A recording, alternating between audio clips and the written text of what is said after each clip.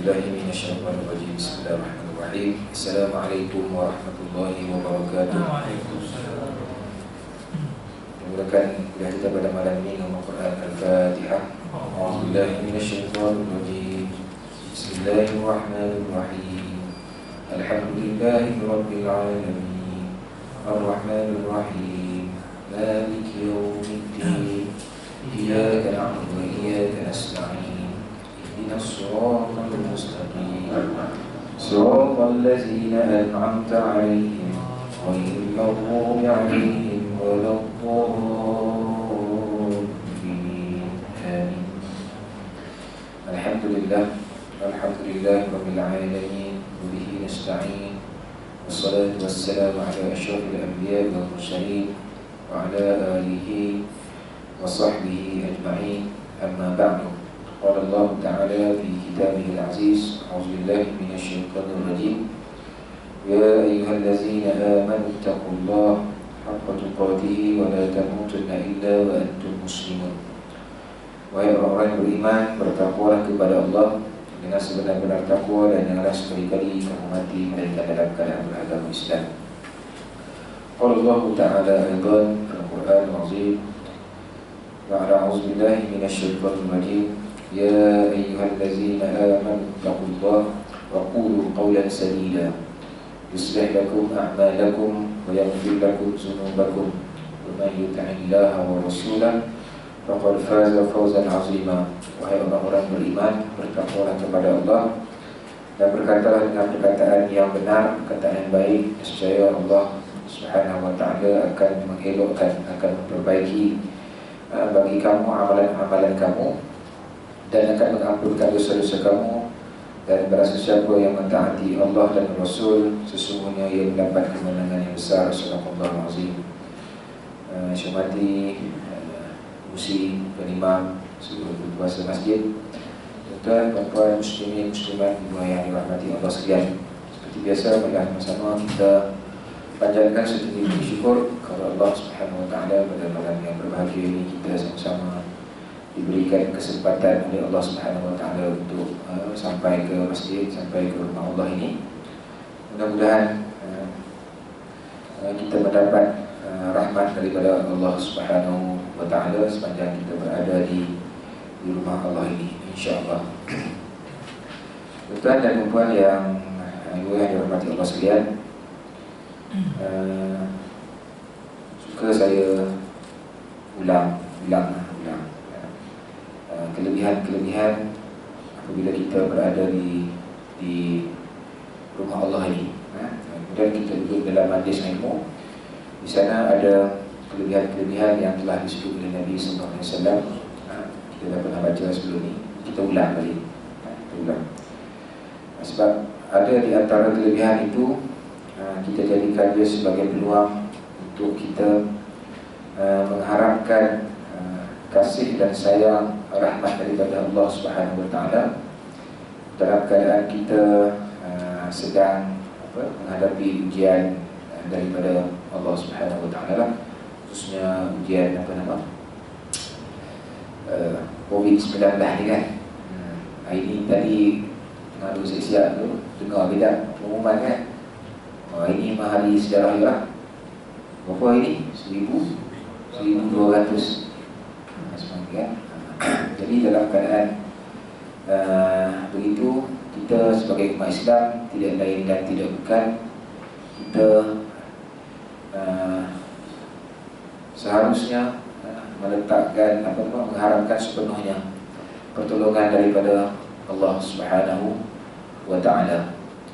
Jadi kita, sebab tu bila kita duduk dalam majlis ilmu, ada di antaranya Nabi sebut SAW, hadis Abu Hurairah disebut dalam kitab Riyadhus Shalihin, pun ada disebut hadis sahih, hadis riwayat Imam Muslim.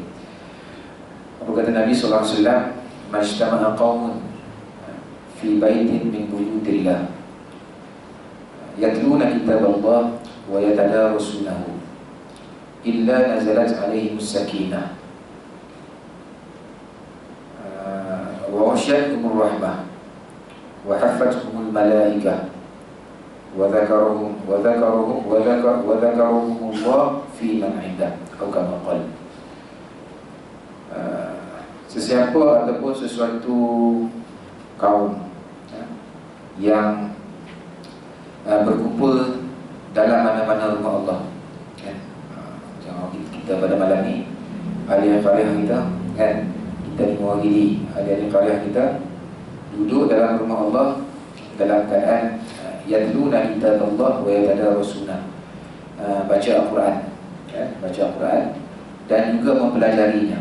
Jadi kita duduk dalam majlis ilmu pada malam ini, insya-Allah mudah-mudahan kita berada dalam termasuk dalam kumpulan ataupun orang-orang yang sedang mempelajari berkaitan dengan ilmu-ilmu agama, berkaitan dengan apa yang dianjurkan oleh agama kita, seperti mana disebut oleh Nabi Sallallahu Alaihi Wasallam, seperti mana disebut oleh Al-Quran Al-Karim.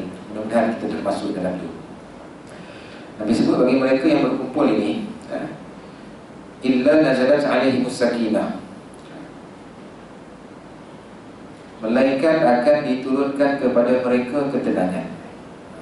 Kita ulang balik ni, saya sebut ni supaya kita mengambil kesempatan kelebihan-kelebihan yang disebut ini untuk kita mengharapkan dengan asbab kita duduk dalam majlis yang Allah Subhanahu Wa Taala suka, dalam majlis yang Allah Subhanahu Wa Taala sangat cinta kepada orang yang berada dalamnya.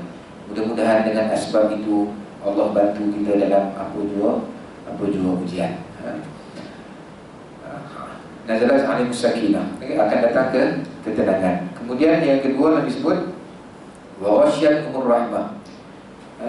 Orang-orang yang berada dalam majlis ilmu, wa ghasyiyatuhumur rahmah, akan diliputi rahmat, kasih dan sayang daripada Allah Subhanahu Wa Taala. Sebab ini, kasih sayang inilah kita mengharapkan Allah pandang kita dengan kasih sayang. Dalam selepas kita solat kita berdoa, mungkin saat dan ketika ini saya duduk mengajar, tuan-tuan mungkin ada niat berdoa dalam hati, mudah-mudahan Allah pandang dengan kasih sayang untuk bantu kita. Kita duduk dalam majlis ilmu yang Allah Subhanahu Wa Taala sayang kepada orang yang berada di dalamnya. Wa hafazahumul malaikah, akan dipayungi akan dinaungi oleh para malaikat. Itu kelebihan yang ketiga.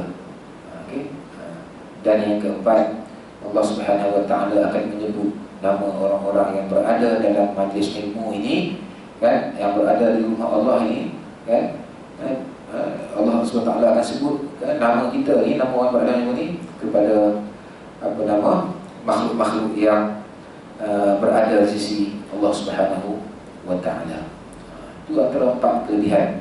Kalau kita dapat 4 ni, alhamdulillah. Sebab itu syukur kepada Allah Subhanahu Wa Taala.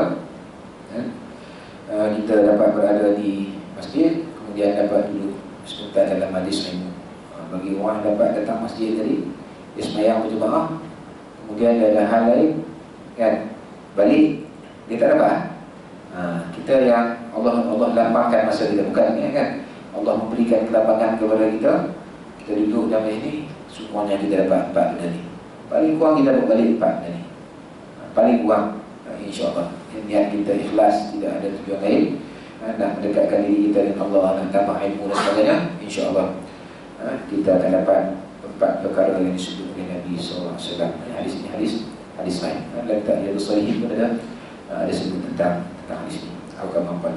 Jadi mudah-mudahan dengan sebab itu, sekali lagi saya ulang, mudah-mudahan doa kita pada malam ini kepada Allah SWT saat ini, atau imam kita doa kita pada tadi tentang tidak jauh daripada wabak penyakit dan sebagainya itu, mudah-mudahan Allah Subhanahu Wa Taala angkat doa kita, terima doa kita. Kita ikhtiar, kan, kita pakai emas, kita masuk tangan kita, itu ikhtiar kita. Tapi hakikat sebenarnya yang menentukan kita diselamatkan ataupun tidak daripada ujian ini hanyalah Allah Subhanahu Wa Taala. Baik, tuan-tuan dan puan yang dirahmati Allah sekalian, mudah-mudahan negeri kita selamatlah daripada wabak ini. Wallah alam, tak tahu sampai bila. Semua orang ni, saya sebelum ni kita bertugas, kan, minggu lepas kan, 2 minggu pergi sekolah, balik sekolah tu tengok WhatsApp, ada pelajar positif, budak sekolah tu, sekolah agama Johor tu kan. Umumnya dia dah seminggu lebih dah tak datang sekolah. Tapi langkah berjaga-jaga, saya pun kena kuarantin lah. Kan kena kuarantin sama-sama yang tiba. Alhamdulillah 2 kali swab test, tidak ada pelajar, tidak ada yang positif. Guru-guru pun tak ada yang pergi sekejap je, tak sampai pun setengah jam. Lebih dia sejam. Lepas tu tengok mengajar, tengok cuma sekejap saja. Praktikal, tengok cikgu, guru mengajar. Jadi kita sentiasa terdarah, terutamanya orang yang bekerja kan. Kalau kita duduk di sekitar kampung tak pergi mana-mana, kita kurang terdedah kan. Tapi orang yang banyak travel, yang memang itulah kerjanya, memang sentiasa terdedah kan. So bila kita sudah ni, ialah kita jaga, kita ikut SOP semua kan. Yang menentukan kita selamat hanyalah Allah Subhanahu wa ta'ala. Baik, jadi kita sambung sikit lagi malam ni, di bawah masih lagi di bawah sikit lagi tentang tajuk riya, dan kita akan sambung dari bawah insyaAllah. Baik, pada minggu 2 minggu lepas kita dah sebut tentang, kira cerita tentang apa nama, tentang riya ni. Riya ni mudah ceritanya, kita buat sesuatu dengan niat untuk nak menunjuk kepada orang lain, supaya orang lain cakap kita ni bagus, baik dan sebagainya. Itu selalu mudahan. Yang lepas tu kita berhenti pada muka surat 249. Okay, 249 kita ambil yang bawah lah, bawah sekali tu. Qala al-mu'allif rahimahullah, kata pengarang, dia kata Rasulullah SAW telah menjelaskan perkara ini dan peringatkan tentang kehinaan yang dahsyat yang akan diterima oleh orang-orang yang riya pada hari kiamat, pada hari akhirat kelak, ketika mana amal ibadah kita dibentangkan kan. Pada masa itu kita akan tahulah sama ada kita semasa kita hidup di dunia ini, amal ibadah kita ni kita buat semata-mata kerana Allah ataupun kerana manusia. Hari ini kita tak nampak kan, sebab benda ni seperti mana yang kita dah baca dulu, riya ni dia duduk dalam hati kan, benda dalam hati. Bila benda dalam hati ni, wallahu a'lam lah kan. Betul, kita tak boleh nak tuduh orang ni riya, tak boleh nak tuduh, sebab benda tu dalam hati orang yang melakukan kan. Tapi di hari akhirat kelak, semua amalan kita akan dibentangkan, akan ditunjuk. Na'udzubillah, mudah-mudahan kita tidak termasuk dalam keadaan dibentangkan. Oh, rupanya dulu dia mari masjid ni, contoh kan, mari masjid ni setiap amal ibadah dia, baca Quran dia, semayang dia, zikir dia dan sebagainya, semua tu bukan kerana Allah tapi kerana orang. Na'udzubillah. Hari ini kita tak nampak, hari akhirat nanti. Saya sendiri kita minta kepada Allah, mudah-mudahan Allah ampunkan kalau ada sebelum ni perasaan begitu kan, kita minta Allah Subhanahu wa ta'ala ampunkan dosa-dosa kita ni. Mudah-mudahan pada hari akhirat kelak, ketika mana kita dibangkitkan, dibentangkan amal ibadah kita tidak termasuk dalam orang-orang yang riya dalam semasa menunaikan melaksanakan ibadah kepada Allah Subhanahu wa ta'ala. Dunia kita boleh tutup, dunia kita boleh tutup, tapi di hari akhirat kelak kita tak boleh tutup lagi. Semuanya akan dibentangkan. Sebab tu Nabi berikan kita tentang kehinaan yang sangat dahsyat pada hari kiamat kelak. Firman Allah Subhanahu wa ta'ala, a'udzubillahi minasyaitonir rajim, yauma la yanfa'u malun wa la banun illa man atallaha biqalbin salim. Hari di mana harta benda dan anak pinak tidak berguna, tidak bermanfaat, melainkan orang-orang yang menghadap Allah dengan keadaan hati yang bersih. La yanfa'u malun wa la banun illa man atallaha biqalbin salim. Biasanya ayat ni bila baca ni, kita bisa dengar sekali dah. Betul. Kerana kita tak hafal ayat ni, tapi dah sebab setiap minggu duduk dengar kan, khatib baca kan. Biasanya tentang khutbah pertama kan, khutbah kedua.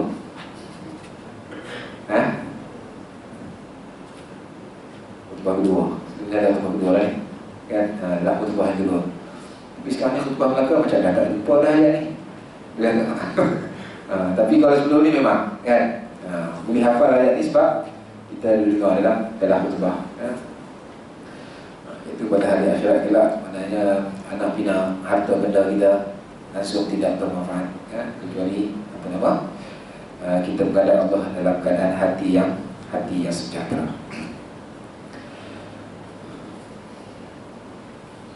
Ya, riak ni dia boleh berlaku dalam banyak keadaan kan. Bahaya penyakit ni. Bahaya penyakit ni. Penyakit ni dia tak pilih ya, dia tak pilih apa nama jawatan kita, dia tak pilih apa latar belakang pendidikan kita kan.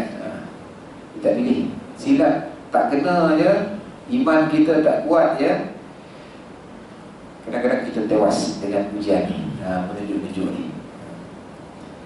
Kita boleh riak mungkin dengan sebab ilmu kita tak banyak, tapi mungkin kita tubuh badan kita sihat. Kita riak dengan tubuh badan kita, kita rasa badan kita kuat, tak pernah sakit contoh kan. Sahabat kita, kawan kita kan, kejap-kejap sakit lutut, kejap-kejap macam-macam, tapi kita Allah bagi sihat. Sebab tu kena jaga. Kadang-kadang dengan sebab sihat, dengan sebab tubuh badan boleh jadi riak. Riak tu dalam hati lah, hati. Cuma kalau yang paling teruk tu dia lafazkan, dia keluar kan. Mungkin pakaian kita boleh jadi riak. Pakaian. Apa lagi? Perkataan kita, ucapan ni lagi mudah nampak lah kan? Ucapan kita, bila ucapan kita, perkataan kita ada perkataan-perkataan yang mengamalkan kita ni lebih hebat berbanding dengan orang lain. Kita sebut kita hebat, kemudian kita merendahkan, melemahkan orang lain. Itu dia. Ataupun perbuatan ya. Saya nak tanya sikit. Saya ada terbaca lah, ulama ni alim, orang alim ni biasa dia akan kena neraka dulu. So riak ni lah, sebab riak kita yang biasa-biasa ni akan memang biasanya tu riak memang tak boleh nak. Baik. Dia bab ni yang mana dulu ni Allah Alam kan. Dia di situ dia mafhum, dia berkaitan dengan ujian. Orang yang ni saya duduk dibaca depan itu ni kan, senang ke ni? Besar ni ujian ni. Selain daripada riak ni, ujian tak buat satu lagi. Satu lagi dalam surah apa? Dalam surah Saf apa ayat Allah sebut? Kabura maqtan indallahi an taqulu ma la taf'alun. Tu kan, sebesar-besar dosa bagi orang yang dia bercakap tapi dia tak buat. Dengan senang, dia belum masuk bab riak lagi. Sebab tu dia terdedah. Tapi kita kena ingat, kalau dia buat, dia sebut dia cuba untuk buat, kemudian tidak ada riak sebagainya, pasti dia lebih daripada orang yang mendengar saja. Kan? Khairukum man ta'allama al-Quran wa 'allama itu kan. Sebaik-baik manusia, sebaik kamu itu adalah orang yang mengajar dan belajar. Mana dia buat, dia belajar dan dia mengajar. Itu kelebihan dia. Sebab riak ni dia tak kira lah, dah saya sebut tadi lah kan. Dia riak ni dia berkaitan dengan amal soleh. Orang buat jahat boleh riak sekarang ni. Ada juga lah, itu lagi teruk lah. Dia bangga dengan buat jahat ni kan. Tapi sebenarnya sebab tu dalam saya baca sikit lah, oleh Syekh Saleh Fauzan Hafizahullah, dia kata apa riak ni apa? Saya baca dalam bahasa Arab lah. Wa an ya'malul insan al-amal salih li ajli an yarahu an-nas fayadahu. Wa huwa syai'un fil qalb wa huwa muhbir lil 'amal wa mujibul lil 'iqab. Wa qad samahu Nabi sallallahu alaihi wasallam asy-syirkul khafi. Riya adalah amalan baik yang dilakukan oleh seseorang bertujuan untuk dilihat oleh manusia. Dia punya keyword dia, perkataan dia, perbuatan baik yang dia buat untuk apa? Dilihat oleh manusia dan mendapat pujian. Dia mengharapkan pujian. Buat baik. Apa buat baik? Baca Quran buat baik, zikir buat baik, solat bangun malam, tahajud buat baik, sedekah buat baik, apa lagi? Banyak. Cakap benda-benda baik memang buat baik kan. Perbuatan baik ni banyak. So dalam perbuatan baik yang dia buat tu, dia buat untuk supaya manusia lihat dia baik dan dia mengharapkan pujian. Fayamdahu. Wa huwa syai' fil qalb. Riya ni terletak dalam hati. Dia terletak dalam hati. Dia dalam hati. Sebab tu ada kan kita diajar untuk sentiasa berdoa jaga hati kita ni. Allahumma ya muqallibal qulub sarrif qulubana ala dinik wa ta'atik. Lagi Rabbana la tuzigh qulubana ba'da idh hadaytana wa hab lana min ladunka rahmah innaka antal wahhab. Itu doa supaya hati kita ni sentiasa tidak berbolak-balik. Kan tidak berbolak-balik. Jangan cabut hidayah daripada Tuhan. Rabbana la tuzigh qulubana ba'da idh hadaytana. Kita minta kepada Allah kan, jangan kita minta kepada Allah supaya jangan Allah cabut tarik hidayah yang Allah bagi pada kita. Itu semua doa-doa berkaitan dengan hati. Tapi dalam solat kita, dalam permintaan dan doa kita, sebaiknya jangan kita tinggallah doa macam ni kan, sebaik-baiknya. Kadang-kadang kita tewas dengan godaan syaitan. Memanglah ada betul tu. Syaitan kata lagi supaya orang tengok kita. Itu kadang-kadang manusia. Macam mana tahu tewas dengan godaan syaitan? Kalau kita tahu kita sedang diuji oleh syaitan, masa tu dia kira okey tu. Dia tahu tu. Masa dia lihat tu, Allah ni godaan syaitan, tu dah kira okey. Alhamdulillah tu. Yang kita bimbang ni, kita kita tak sedar yang kita sedang diuji. Kita reka dengan ujian. Kita kalah dengan ujian. Kita tewas dengan ujian. Ini yang bahaya. Dalam keadaan kita buat sesuatu amal soleh, kemudian tiba-tiba datang. Kan? Datang perasaan itu belum tentu riak lagi ni, belum lagi. Dia baru bisikan. Yang riak ni memang dia buat tu tidak ada tujuan lain, memang daripada awal lagi niat dia untuk mendapat pujian. Seperti yang kita dah baca minggu lepas sebelum ni. Dia buat tu memang untuk niat daripada awal lagi.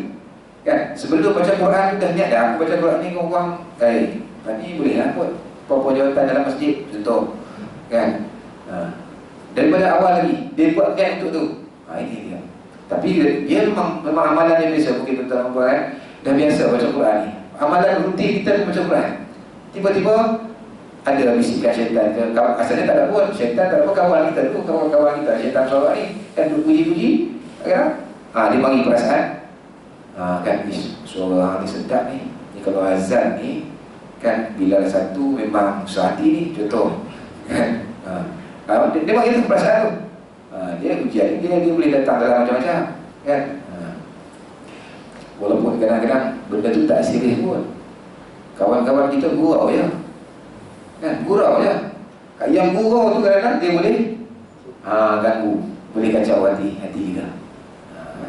Dia jangan main-main kan. Jadi apa tadi? Lupa dah. Wasyaya fil qalb, dia dalam hati. Kemudian lagi, dan amal itu akan menjadi sia-sia di sisi Allah Subhanahu wa ta'ala. Amalan itu akan jadi sia-sia. Kalau 10 tahun, 20 tahun kita beramal dalam keadaan kita memang niat kita untuk mendapat perhatian daripada manusia dan juga untuk mendapat pujian daripada manusia, bukan daripada Allah SWT, 10 tahun tu 20 tahun habis. Sisilah kita datang subuh, kita datang untuk berbakti ke masjid sekali. Sifat tu ada, dia tak ada Allah tak pandang pun hilang. Kalau kecuali dia bertaubat, Allah ampunkan dosa-dosa dia, itu kita serah pada Allah lah. Tapi kalau kita dalam keadaan kita meninggal kerana kita tidak bertaubat, Allah tidak mengampunkan dosa riak kita, maka pada hari akhirat kelak kita akan lihat sia-sia amalan kita. Sebab tu kena jaga. Sebab tu nanti dia akan berkait dengan tajuk yang selepas ni, berkaitan dengan istiqamah. Itu pun satu ujian juga tentang istiqamah dalam melakukan amal soleh. Ramai orang yang ada kepentingan sesuatu memang baik, tapi bila tidak ada kepentingan kan, ramai yang dulu banyak melakukan amal soleh dah tak buat. Kalau dulu pergi masjid, sekarang dah tak susah nak buat di masjid. Macam-macam lagi. Dia berkaitan dengan tadi yang sedepan. Dan kita sebut apa yang disebut oleh Syekh Fauzan ni. Kemudian bahkan mendapat dosa, bukan saja sia-sia, bukan saja Allah SWT, dia akan mendapat dosa. Dan Nabi menamakannya sebagai syirik kecil. Syirik kecil, syirik khafi, syirik yang tersembunyi. Dia tak besar, tapi dia taklah sampai pergi sembah pahala ke sembah, tak itu kan. Tapi berlaku. Sebab apa? Kita seolah kita tidak mengharapkan daripada Allah SWT redha Allah, tapi kita mengharapkan daripada redha manusia dan sebagainya. Sebab tu ada 6 benda penting dalam ni. Pertama, dia berkaitan dengan amal soleh. Yang kedua, dibuat baik, nak dipandang oleh manusia. Yang ketiga, perbuatan baik itu mengharapkan pujian. Yang keempat, riya itu ada dalam hati kita dan hukumnya berdosa, dan amalan itu akan jadi sia-sia. Dan yang keenam, kita kena ingat bahawa riya ini merupakan syirik yang kecil. Kita menyekutukan Allah dengan cara yang tidak sedar, secara yang sembunyi, yang kecil. Sebab itu yang bahaya kan. Kalau kita pergi orang yang sembah tu ekor ke, sembah berhala ke, itu nampak sedap, nampak. Yang kecil ni yang kadang kita tak perasan. Baik, kita baca sini yang saya sediakan ni. Apa tanda kita ni riak? Riak ni dia kata ada tanda-tandanya.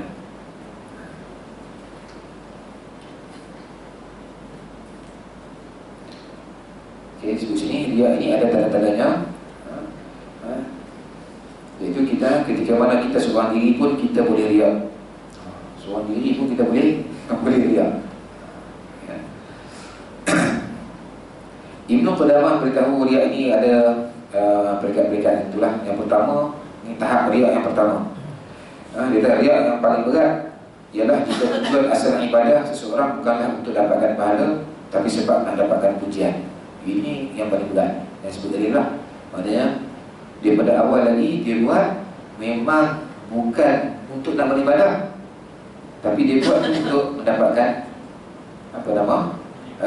pujian. Bukan nak dapat, bukannya nak dapat ibadah, bukannya untuk dapatkan pahala daripada Allah SWT kan. Dia buat tu memang sejak daripada awal lagi untuk nak dapatkan pujian. Sebagai contoh sini kita, bila ada ramai orang kita buat baik, tapi bila seorang-seorang, bila tak ada orang tengok kan, kita tak buat kebaikan. Na'udzubillah, mudah-mudahan kita tak masuk dalam mana. Kalau pun termasuk, kalau lah termasuk kan, kalau lah ada dia kan istighfar kepada Allah SWT, betul tak balik hati kita kan, betul tak balik, tak pula kita ada cerita orang. Jadi apa bagi yang tahap yang pertama ni, dia berdosa, amalan dia jadi sia-sia dan langsung tidak ada pahala.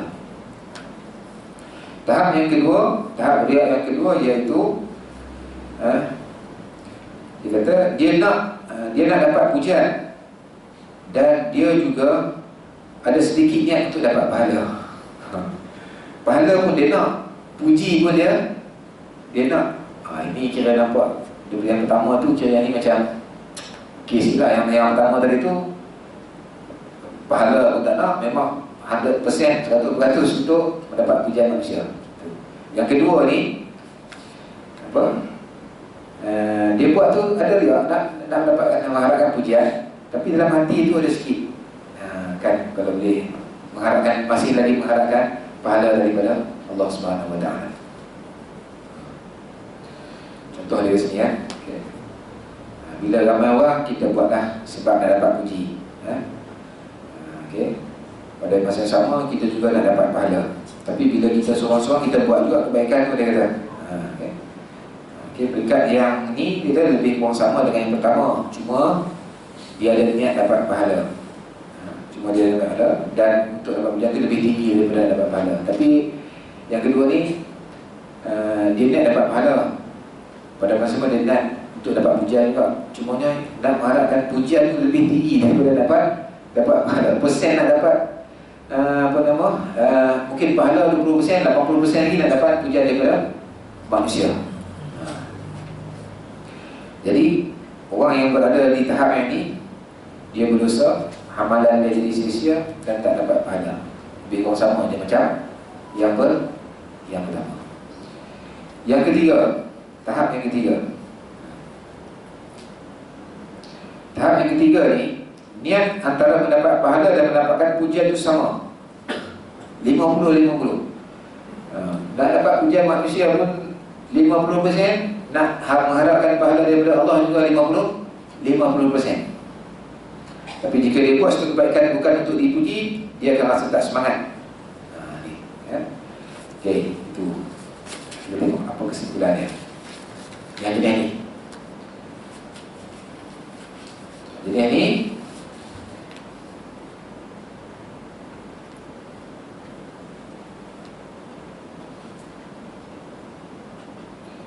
dia berdosa, amalan dia jadi sia-sia dan juga tak dapat pahala.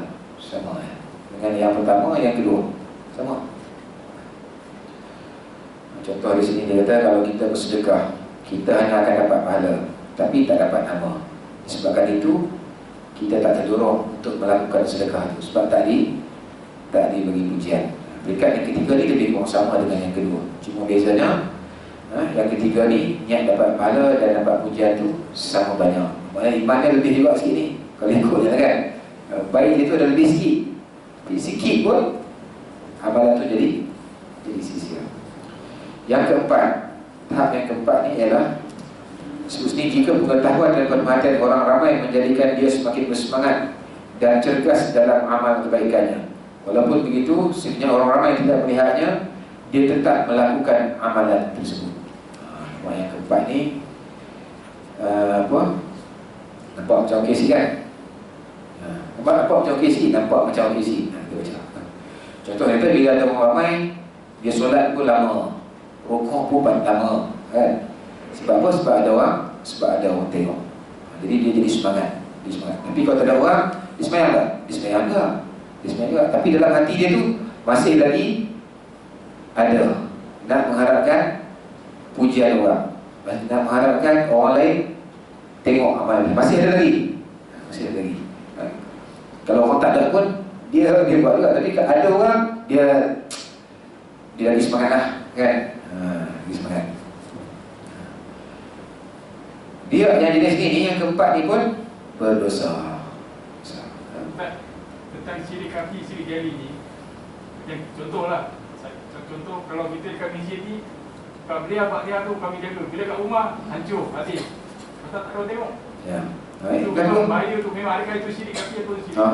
Kalau dia buat dia datang masjid, Ismail solat pada maqam yang dia ni, memang dia buat tu untuk mengharapkan pujian manusia, maka sia-sialah amalan itu. Tak besar.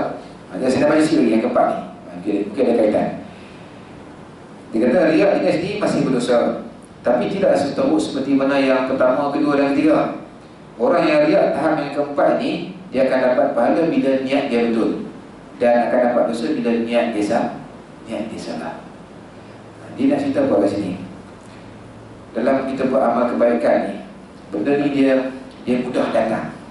Perasaan tu dia mudah datang. Lepas tu bila perasaan nak menunjuk tu ada tu, kita cepat-cepat istighfar, betulkan niat balik, insya-Allah amalan tu diterima. Tapi kalau dia tak betulkan niat dia mana dia masih lagi mengharapkan pujian manusia ni, niat dia dah salah, itu yang jadi dosa dan amalannya tidak diterima.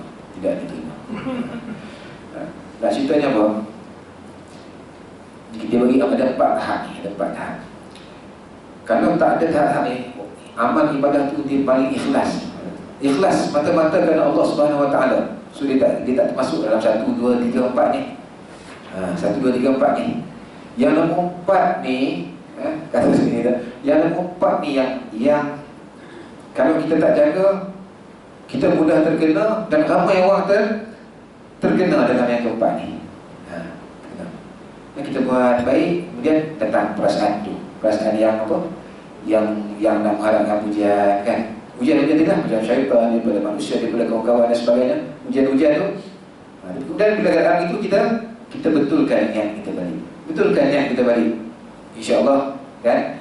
Riak tadi tu, Allah SWT kan dosa dia tadi Allah akan ampunkan, amal kita akan diterima. terima. Tapi kalau paling bagus kita buat langsung tak ada lah. Langsung tak ada mengharapkan apa-apa pujian daripada manusia. Tanpa kosong. Ini kalau dapat terbaik lah. Terbaik A1 lah. A. Kalau dapat, mudah-mudahan kita dapat ni. InsyaAllah bukan tak boleh. Sekiranya kita dapat ini yang jenis yang 100%, niat dia memang 100% solid lillahi ta'ala, 100% solid, nak redha daripada Allah Subhanahu Wa Ta'ala. Ini terbalik. Mana perasaan dia rasa nak tunjuk, rasa nak hebat, rasa lebih daripada orang lain lemah sebagainya, langsung tak ada hati dah, kan? Itu yang terbaik. Mudah-mudahan kita dapat itu. Mudah-mudahan. Tapi kalau bagi yang keempat ni, kan, istighfar lah. Astagfirullah, istighfar, kan? Allah bagi ruang kita. Ujian. Dia bab ni saya suka kan. Pak Ustaz ni bukan saja dia. Jangan orang kena apa? Jangan sembang kemah lah, kan. Seolah-olah ibadah kita ni 100% tak ada ujian, suatu patut hilang. Jangan sembang kemah itu. Kan? Ni ada ujian, mesti ada ujian. Mungkin dekat solat kita okey. Kan? Solat kita okey. Kena pada sedekah. Dia bukan mesti kena dalam semua amal soleh. Amal soleh kan banyak kan? Baca Quran, zikir, apa lagi? Tolong orang, cakap benda baik-baik, kan? Kita bersihkan. Banyak ni, amal soleh ni banyak. Takkan semua dia. Mungkin solat kita okey, ikhlas dengan Allah Ta'ala. Bab sedekah pula kita ada sikit. Ada masalah sikit bab sedekah kan? Sedekah RM10 tu lambat masuk tabung, RM1 laju je. Kan, contohlah RM10 tu lambat kan, masukkan sangkut lah apa kan, contohlah. RM50 lagi lama. Kan? Mungkin benda tu rasa riak tu ada kat situ. Solat kita okey, kita tak ada niat kita orang tengok ke orang tak tengok ke, sama je ibadah kita, kan? Okey pada sedekah. Apa lagi kebaikan amal soleh yang kita buat? Mungkin kita ada jawatan, kan? Ada jawatan kampung ke mana-mana yang kuasa kan? Sebab kan ada jawatan, kan? Kita semangat nak buat, kan? Sebab apa? Mungkin orang bos puji dan sebagainya. Tak ada jawatan, langsung tak nampak muka. Contoh, kan? Jadi benda-benda macam ni kan, dia boleh perlu. Solat kita ikhlas, sedekah kita ikhlas, bahagian ni pula kita sangkut. Bahagian ni pula kita sangkut. Sebab tu sebut tidak mudah ni dapat ikhlas, tidak mudah. Walaupun tidak mudah, tapi bukanlah mustahil kan. Kita cuba sebaik mungkin. Okey, cara nak mengatasi riak.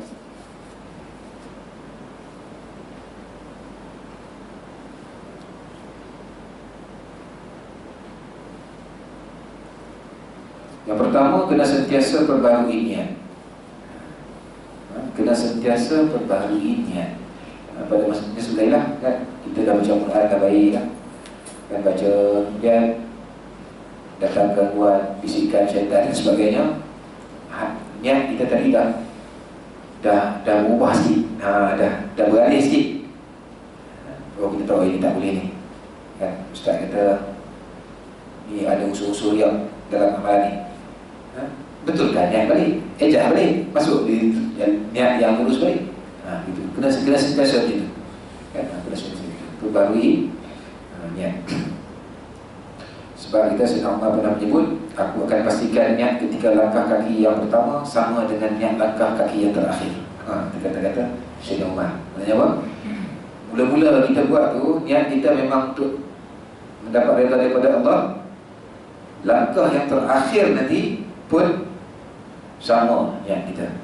Kalau kita baca Quran, Bismillahirrahmanirrahim, Bismillah yang pertama itu niat kita kerana Allah. Sadaqallahul azim, ayat terakhir nanti pun sama niat kita, kerana Allah SWT. Di tengah-tengah tu mungkin ada apa kita kata, ujian-ujian dan sebagainya. Betulkan niat balik, biar di hujung nanti niat kita sama dengan niat yang pertama. Niat yang baik lah, niat yang baik. Tapi kalau daripada niat yang mula-mula tu dah tak betul, sampai di tengah jalan teringat, kan? Teringat apa? Ish, ini perbuatan ni tak elok ni. Ni dah ada usul-usul riak ni, amalan tidak diterima ni, kan? Di tengah-tengah tu kita betulkan niat baik. Maknanya langkah yang pertama tadi tak sama tu. Langkah terakhir tu jangan ikut yang pertama tadi. Yang pertama tadi tu dah salah. Kita pergi ke akhir. Sebab tu kita kena selalu cek hati kita, kan? Cek niat kita. Untuk apa kita buat amalan ni? Kita sentiasa semak lah. Ni saya sebut ni, kan, bila kita duk baca tentang ni, kita ingat ni, kan? Tak tahu lah, ni kan berlaku pada saya ni.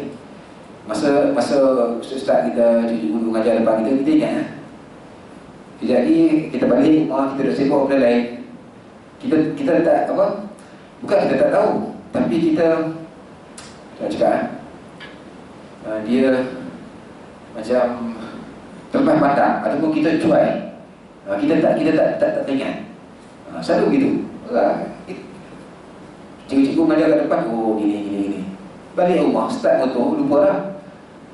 Ni masa ni kita ingat ni, kan? Kita sebut apa salah, kan? Kalau kita duduk kan dalam pengajian kita, dalam pengajian, bila ustaz sebut depan ni, oh kita ingat, wah buat ni gini kan. Masa duduk dalam kelas, dalam majlis ilmu, balik lagi, kita ni mudah lupa, mudah cuai, kan? Dengan amalan ibadah kita. Dia penyakit ni pun penyakit. Sebab tu elok, kan, selalu duduk dalam majlis tazkirah. Tahu tak maksudnya hadis tu? Selalu duduk dalam majlis tazkirah, majlis apa kira dah? Memperingati. Ingat. Bila ingat, kita ingat amalan ni. Mungkin dia 2-3 hari kita lupa. Bagi 2-3 minggu pula ustaz sebut lagi, ingat balik. Itulah sampai bila? Sampai matilah. Kalau tengok filem Malu 3 tu sampai apa? Susah dia jaga.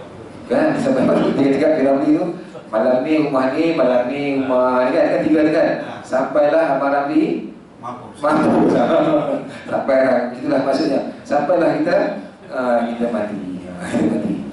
Kita sentiasa begitu. Hatta kita nak mati di saat sakarat, saat kita pun, kan, Nabi suruh agama untuk diberi apa? Peringatan lagi, kan? Apa nama, ucap, kan? Ucap maklum, ikut saya, kan?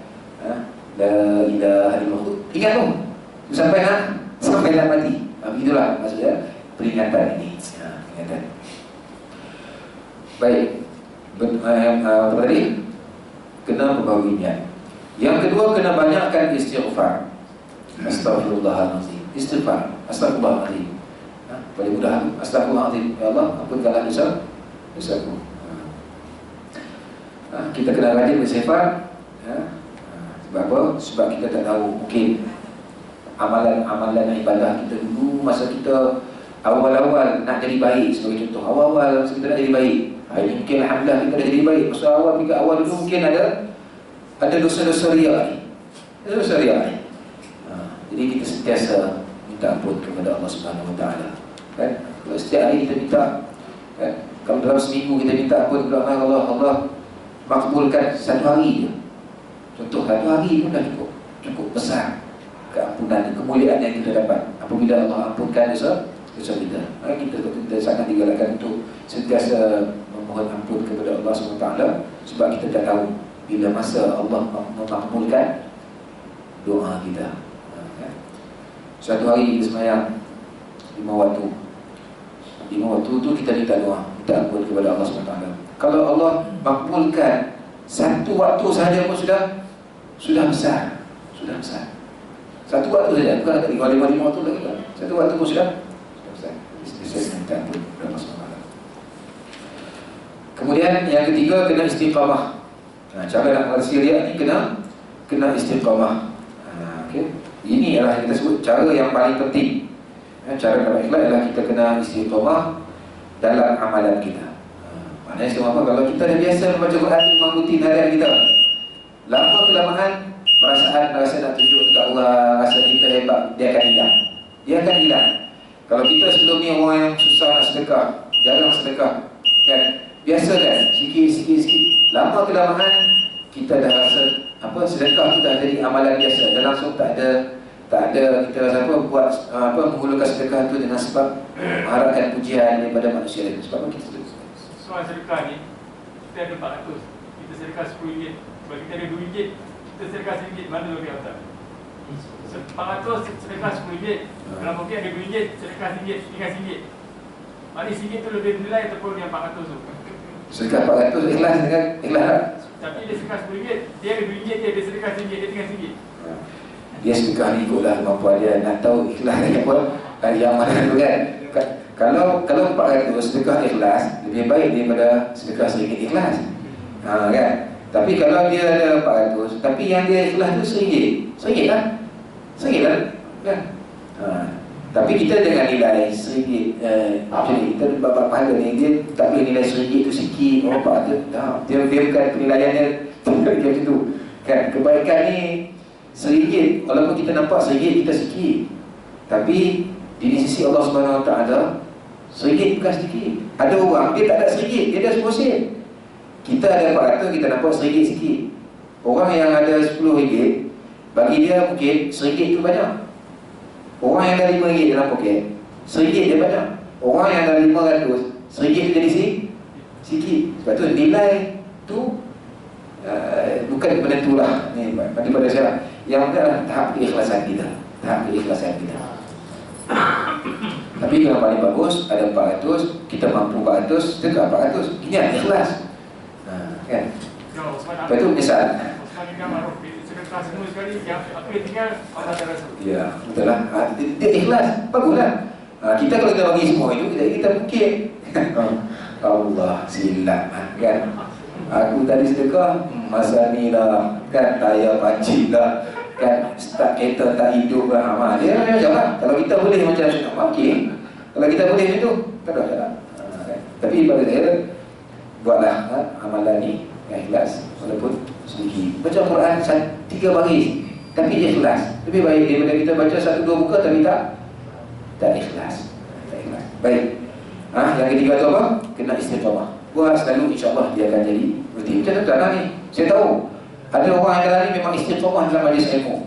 Jadi bila datang ke majlis ilmu, saya secara peribadi tak nampak unsur-unsur ciri-ciri riak betul-betul dalam perempuan. Sebab apa? Saya pernah sebut kan, daripada tahun 2013 saya duduk mengajar kat depan ni, sampai hari ni tahun 2020, dah 7 tahun. Jima'i ada. Kan? Ni lama ni, 7 tahun. Tu saya mula 2013. Mungkin sebelum tu dah. Sebab apa? Sebab kita dah biasa. Bila dah biasa ni, perasaan rasa nak tunjuk rasa baik tu dah dia akan hilang. Sebab tu sini paling penting istiqamah dalam melakukan amal soleh. InsyaAllah dia akan datang keikhlasan. Mungkin kali pertama, kali kedua, kali ketiga tu kita rasa macam rasa susah. Kita buat ni, orang tengok aku lah sebagainya kan. Tapi kalau lama, InsyaAllah bukan tuan, jadi imam pun dengan senang. Ujian besar tu ni imam ni kan, dengan senang kan imam ni. Malam ni nak baca surah Allah. Ustaz ni yang tahu lah ni, kalau saya jadi masa ni tak kena susun tu, surah apa nak baca malam ni. Malam tadi dah baca surah Al-Kautsar dah, takkan nak baca tu mula-mula. Tapi kalau dah selalu jadi imam kan, Allah Akbar baca apa yang kita, sebab dah biasa. Sebab dah kita dah amal itu dah jadi kebiasaan. Baik, jadi mudah-mudahan segala amal baik kita ni, ada banyak lagi kan, tak apalah juga tu berkaitan dengan riak ni. Mudah-mudahan kita sama-sama jaga amal ibadah kita agar dijauhi daripada sifat riak menunjuk-nunjuk ni, nak harapkan pujian daripada manusia, bukan daripada Allah SWT. Mudah-mudahan amalan kita tu bukan untuk itu. Yang kita daripada awal, langkah pertama kita memang niat dengan Allah, dan biarlah dia berakhir pun dengan niat kita kerana Allah Subhanahu Wa Taala. Mudah-mudahan nanti ketika mana kita dibangkitkan pada hari akhirat lah, amal kebaikan kita ni memang benar-benar amal soleh.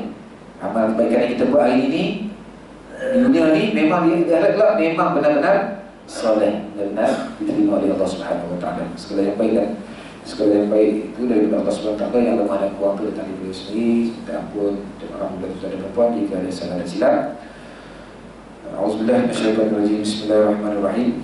Allahumma ja'al jam'ana hadza jam'an marhuma wa tafarruqana min ba'dihi tafarruqan mubarakan wa ma'suma. Allahumma arinal haqqa haqqan warzuqna ittiba'ah wa arinal batila batilan warzuqna ijtinabah. Allahumma inna na'udzubika minal baras wal jununi wal juzam wa min sayyi'il asqam wa na'udzu bikalimatillahi tammati min syarri ma khalaq. Rabbana atina fid dunya hasanah wa fil akhirati hasanah wa qina adzaban nar. Wa sallallahu ala sayyidina Muhammadin nabiyyi wa ala alihi wa sahbihi wa baraka wa sallam. Walhamdulillahi rabbil alamin. Wabillahi